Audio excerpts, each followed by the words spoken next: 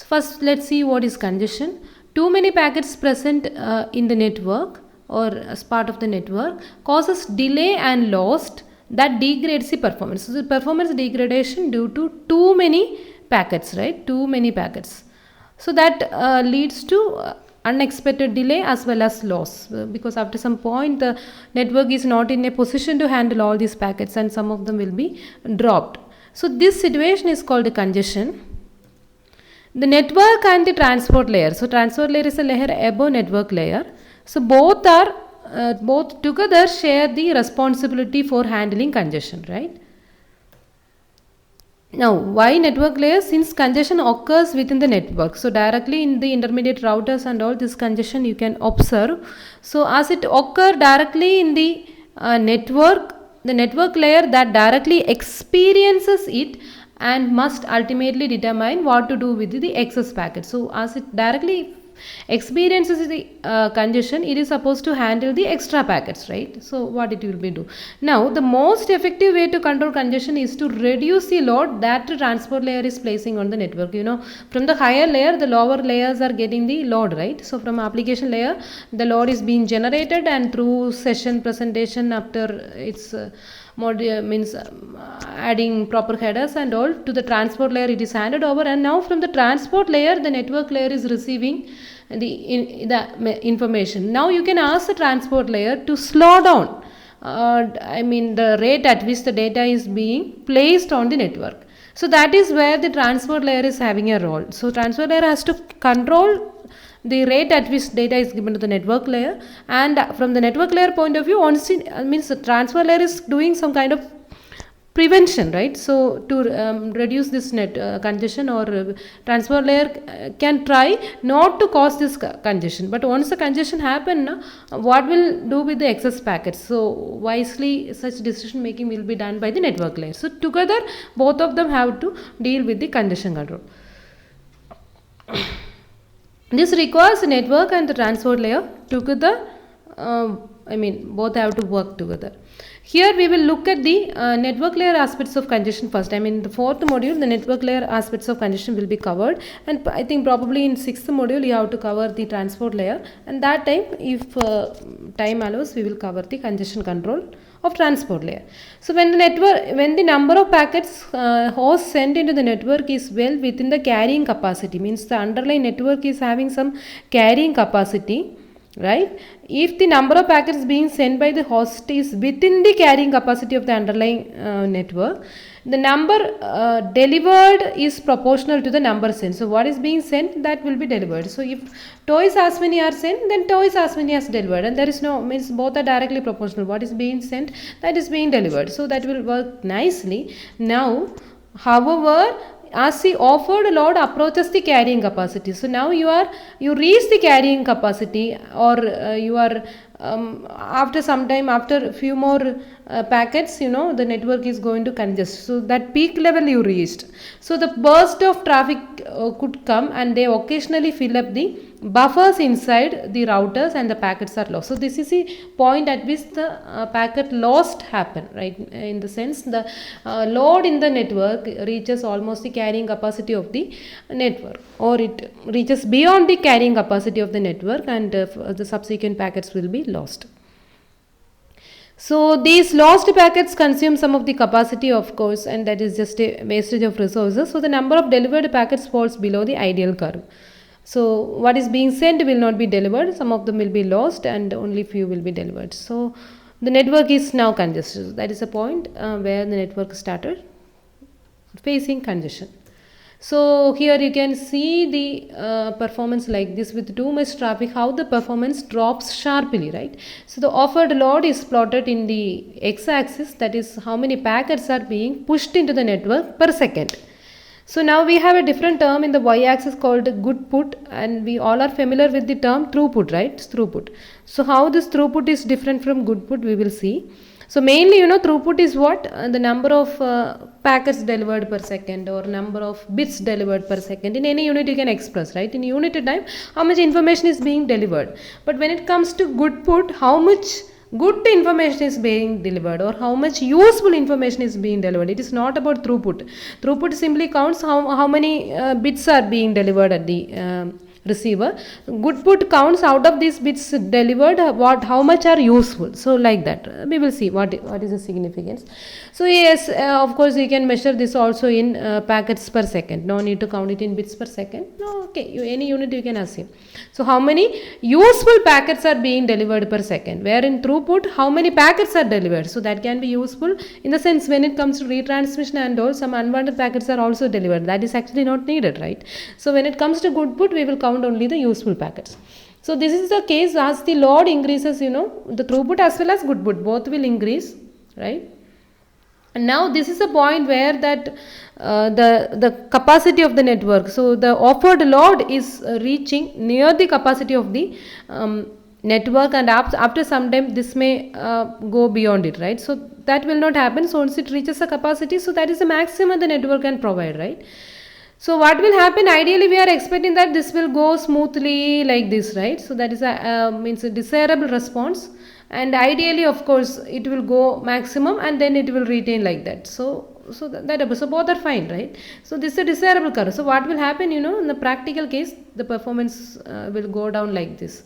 So as on the onset of congestion, the packets actually started dropping down. On the way all the buffers were overflowing, and most of the extra packets will be dropped at the intermediate nodes, or it is not going to be delivered. So the useful packets being delivered at the receiver, all the destinations will start decreasing. So this is this phase what we call as the congestion collapse, right? So this kind of a practical behavior you can expect. And what will happen, when there is congestion, most of the packets are being dropped by the intermediate devices, and because they can't handle. And from the user side, from the sender side, they don't even know the seriousness of the issue, and what they will do now, they will keep on sending, they will retransmit, right? So after some time, actually it is under congestion and it is delayed to deliver, but the sender will assume that it is lost on the way, and they will keep on retransmitting. So already the original packets were in the queue, now the retransmitted packets were also in the queue, so together it will make the congestion more worse. So that is what is going to happen, and that is the effect why in practical case the good put or the performance start drops sharply, like what is shown in the figure. Right, let's see. So unless a network is well designed, it may experience congestion collapse, like what we already seen, that performance degradation in which the performance plummets as the offered load increases beyond the capacity. The performance drops sharply as the load increases, right? So that is this term, the performance drops sharply as the offered load increases beyond the capacity. So this can happen because packets can be sufficiently delayed inside the network that they are no longer useful when they leave the network. So because of the extra delay, whenever you start sending something, after some fixed amount of time it is supposed to deliver at the receiver side, but on the way they are delayed on the queue. So what will happen, they will leave the network or they will reach the destination at a point where it is no longer useful. So that is the thing. So even though they are reaching the receiver, they are not useful in the sense we will not count them in the good put part. And so we can simply count in the throughput part, but we are not going to count in the good put part because it is not useful now. So like that, that is the implication. So a different failure mode occurs when senders retransmit. So this is what I already told you. So by assuming that so why they are retransmitting, that the packets which are actually they are delayed, but the senders will think that they have been lost. So in that way they will retransmit. So already the messages which are being sent are delayed and they are on the queue. Now the retransmission messages were also behind the queue, right? Behind the original message. So altogether it will make things complicated. So in this case, copies of the same packet will be delivered because of retransmission by the network, again wasting its capacity. So to capture all these factors, the y-axis of the figure is given as good put.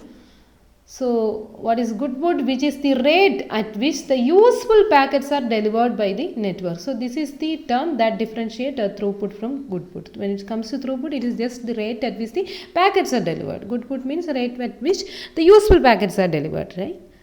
Because we are interested on that. Now there is another point called Nagel statement. We will see what it is. The Nagel is name of a scientist. So we would like to design the network that avoid congestion where possible.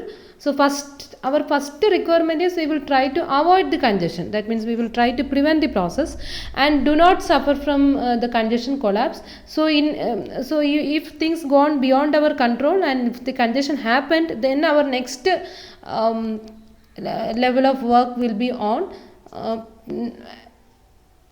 prevent the network being into congestion collapse, right? At least either you have to prevent the congestion or you have to prevent the network into from congestion collapse, that sharp decrease in performance, that it should not lead to that kind of a situation. So that is our ultimate goal. Unfortunately, it's not possible for us to avoid congestion completely. So that is an impossible thing. Definitely, as whatever be the capacity, more and more devices are being added into network, and everybody will try to utilize the resources. I mean, everyone want what they want to do at the earliest, right? So in that kind of a situation, it's not possible for us to avoid congestion completely. So if all of a sudden the streams of packets begin arriving on 3 or 4 input lines and all need the same output line, just like if the router is something sitting like this. So this is a router, from 3-4 lines, the input lines, information is coming into the router, and all are using, say, a common outgoing line. So this is where the congestion happens, because in every unit of time, say some 4 packets are coming into the router, but outgoing per second only 1 packet can go out. So it will fill up the queues of the router very fast, right? The queue will build up in that way. So this is some kind of bottleneck. If the outgoing link is also having capacity enough to handle all the 4 incoming line, then things were fine. But mostly congestion means a situation something different from that.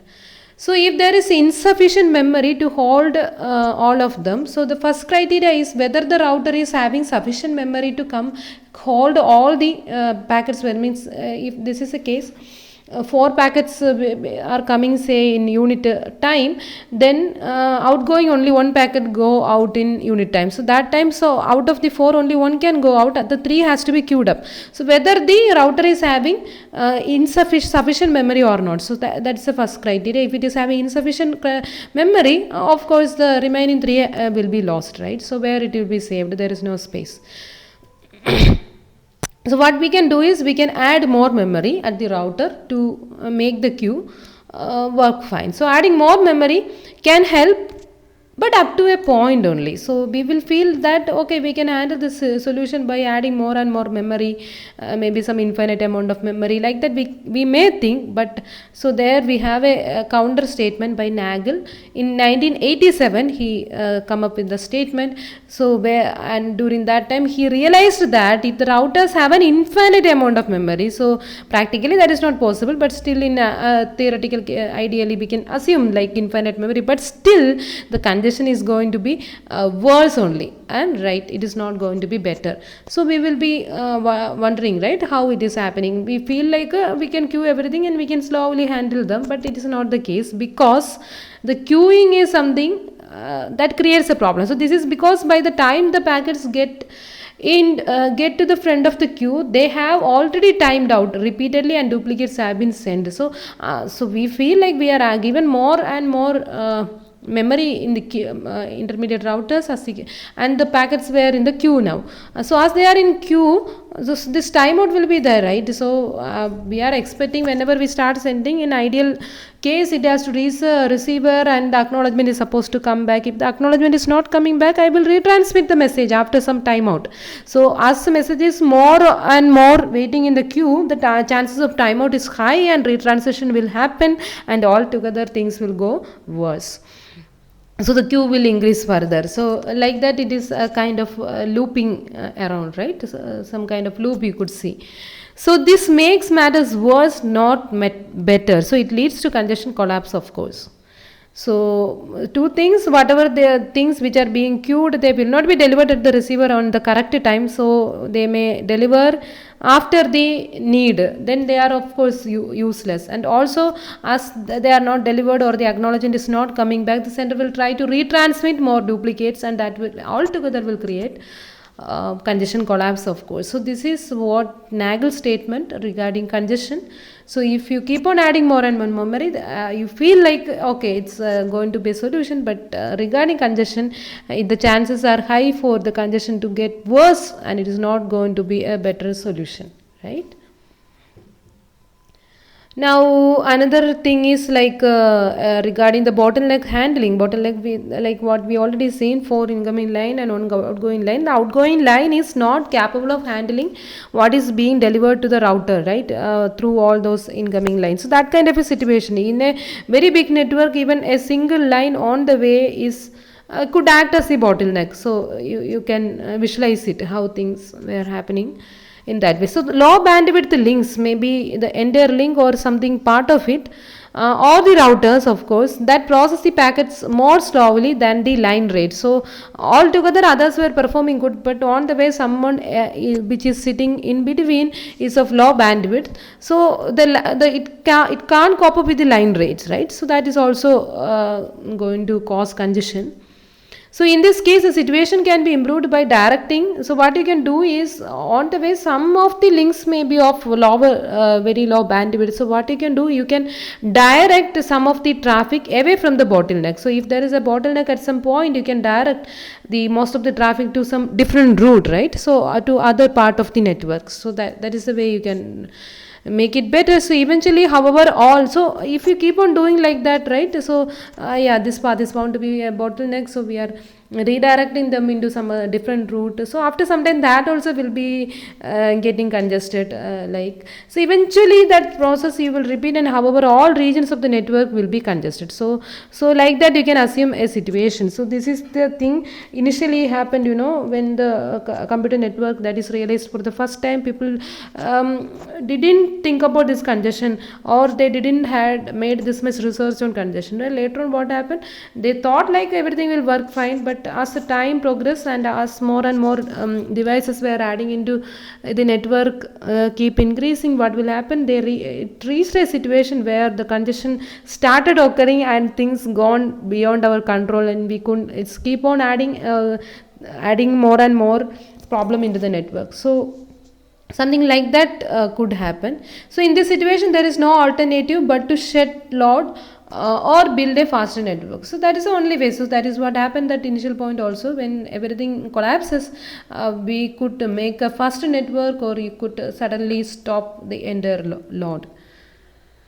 Okay, so that about a brief introduction to congestion, right? And we will see the congestion control algorithms in the subsequent lecture. So before that, we will end up this particular video lecture with a quick comparison between congestion control and flow control. So both of the terminology is clear right now, but I just want to make some more clarity on this. So it is worth pointing out the difference between congestion control and flow control at this point, as a relationship is very subtle one.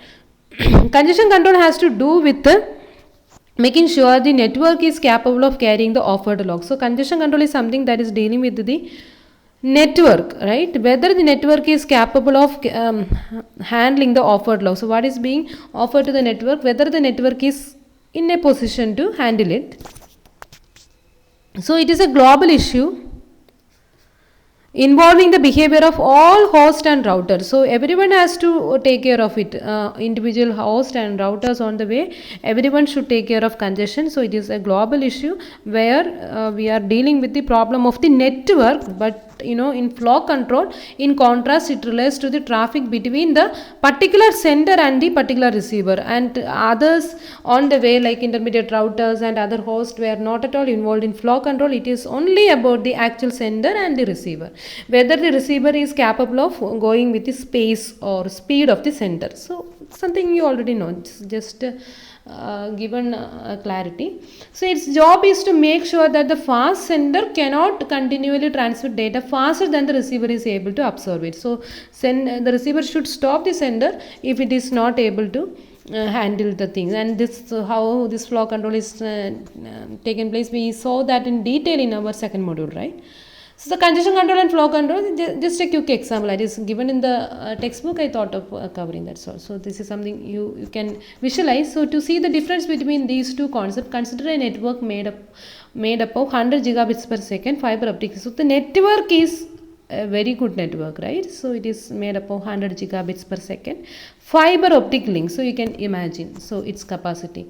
But in that network, we are trying to have a communication between a supercomputer and a personal computer. So what the supercomputer is doing, it is trying to force feed a large file to a normal personal computer, say, which is capable of running at 1 gigabits per second. So of course, you can visualize the speed of a supercomputer that will be how many times more than the speed of the personal computer. So can you guess what the problem is with the flow control or congestion control? What is needed here?